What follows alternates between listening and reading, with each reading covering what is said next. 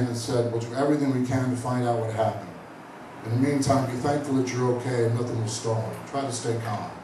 And get one of those sensors installed. They really work."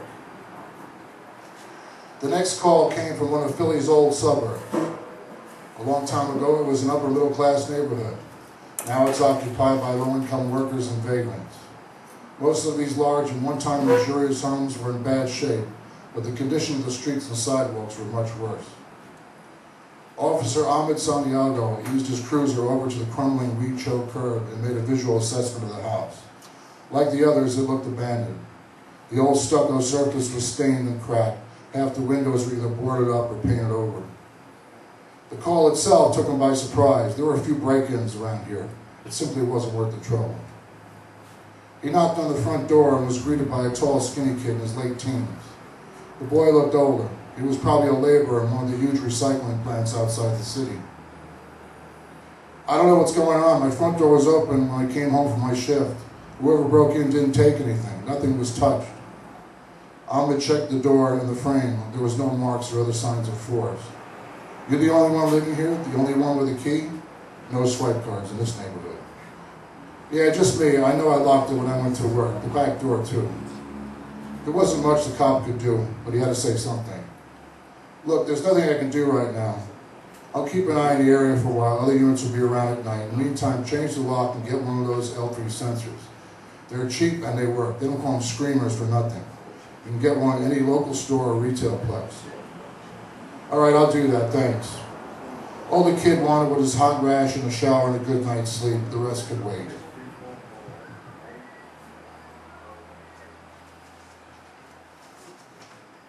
The mysterious break-ins increased throughout the city and the outer sectors. The police continued their intensive search for the non-bandit who left someone's dwelling without a single possession and without leaving a single trace. Finally, one night in a downtown luxury apartment building, they caught up with their elusive target. An elderly couple who lived on the 35th floor had dinner with friends on the floor below. After their visit, they decided to take the stairs back up to their unit. Approaching the apartment, they noticed their door was open a few inches. Playing it smart, they went back to the stairwell, pulled out a phone, and called the cops. In less than 2 minutes, a police air car touched down on the roof while 2 street cops entered the lobby and boarded one of the high-speed elevators. 3 officers sprinted from the flashing air car and hurried down the stairs. They passed the silver-haired residents and said, "Stay here." The nervous couple stared at their military-grade weapons and said, "No problem." The street cops emerged from the elevator as the air unit closed in on the apartment door. At that moment, the subject of their long hunt casually stepped out. The officers moved quickly and slammed the subject to the floor.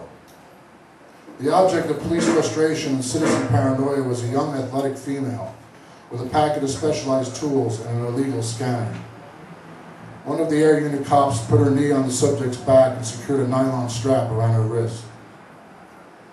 She sat quietly in the back of the patrol truck cage with a smirk on her face. She had 32 separate charges facing that smirk. The cops up front were relieved, but still curious about her motive. "You think she's crazy?" The other stared out the window. "The whole thing is crazy." Lieutenant Monisha Fenner conducted the interrogation. It didn't take long. She stepped out of the room into the narrow hallway where the other senior officers were waiting. Fenner said nothing. They were impatient. "Well, you're not going to believe what she said." "What?" "I was just practicing."